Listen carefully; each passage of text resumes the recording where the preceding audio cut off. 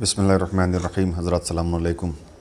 شوذب ابن عبداللہ ہمدانی، آپ جناب عابس شاکری کے غلام اور بڑے بہادر زبردست شہ سوار اور نمودار شیعوں میں آپ کا شمار ہوتا تھا۔ آپ نے حضرت امیر المومنین علیہ السلام سے احادیث کی روایت کی۔ آپ اپنے مالک جناب عابس شاکری کے ہمراہ جبکہ وہ حضرت مسلم ابن عقیل علیہ السلام کا خط لے کر مکہ معظمہ امام حسین علیہ السلام کی خدمت میں جا رہے تھے، انہی کے ہمراہ یہ مکہ تشریف لائے اور پھر کربلا تک ساتھ رہے، یہاں تک کہ یوم عاشورہ نہایت دلیری کے ساتھ اپنی جان کو اسلام پر قربان کر دیا۔ عبد الرحمن بن عروہ غفاری، آپ کا پورا نام عبد الرحمن بن عروہ بن حراق غفاری تھا۔ آپ کوفہ کے شرفاء میں شمار کیے جاتے تھے۔ آپ نہایت شجاع اور بڑے بہادر تھے۔ ان کے دادا حراق اصحاب امیر المومنین علیہ السلام میں شمار کیے جاتے ہیں۔ انہوں نے جنگ جمل، صفین وغیرہ میں شرکت کی تھی۔ آپ کربلا میں امام حسین علیہ السلام کی خدمت میں حاضر ہوئے اور یوم عاشورہ نہایت دلیری سے جنگ کرتے ہوئے درجہ شہادت پر فائز ہوئے۔ حرس ابن عمرو القیس کندی، آپ عرب کے شجاعوں میں مشہور تھے۔ آپ بڑے عابد و زاہد تھے۔ اسلامی جنگوں میں اکثر آپ کا ذکر آتا ہے۔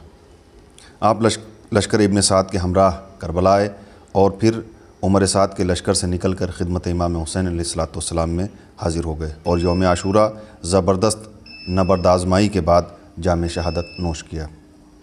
یزید ابن زیاد حدلی، آپ کا پورا نام یزید ابن زیاد بن مہاجر کندی حدلی تھا اور کنیت ابو شاشا تھی۔ آپ اپنی قوم کے شریف اور سردار تھے۔ آپ کو فنون جنگ میں بڑی مہارت حاصل تھی۔ آپ کوفہ سے نکل کر حر کے رسالے سے پہلے امام حسین علیہ السلام کی خدمت میں حاضر ہو گئے تھے اور کوفہ کے تمام حالات آپ نے امام حسین علیہ السلام کے سامنے بیان کیے۔ یوم عاشور آپ میدان کارزار میں آئے اور نہایت بے جگری سے لڑنے لگے، یہاں تک کہ آپ کے گھوڑے کے پاؤں کاٹ دیے گئے اور آپ زمین پر گر پڑے۔ اس وقت آپ کے ترکش میں 100 تیر تھے۔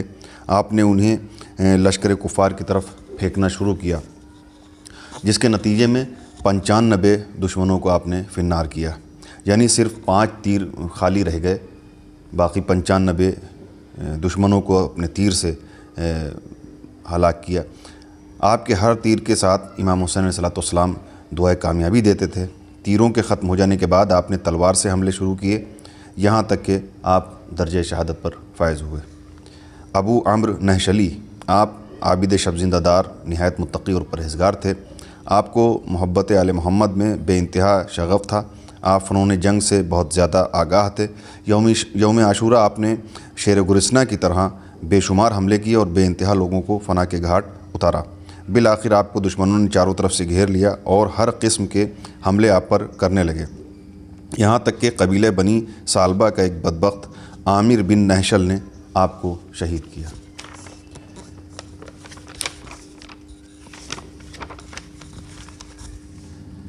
جندب ابن حجیر خولانی کندی، آپ محبت آل محمد میں بہت مشہور تھے۔ آپ کو اصحاب امیر المومنین میں شامل ہونے کا بھی شرف حاصل ہے۔ آپ حر کے پہنچنے سے پہلے حضرت امام حسین علیہ السلام کی خدمت میں پہنچ گئے تھے۔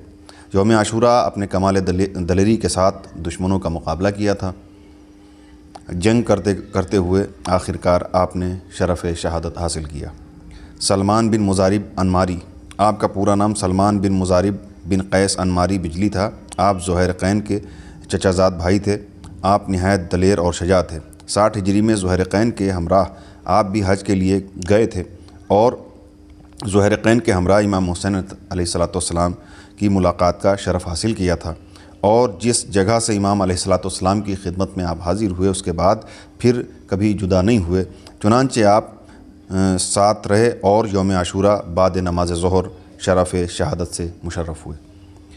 مالک ابن عبداللہ جابری، آپ کا نام نامی مالک ابن عبداللہ بن سری بن جابر ہمدانی جابری تھا۔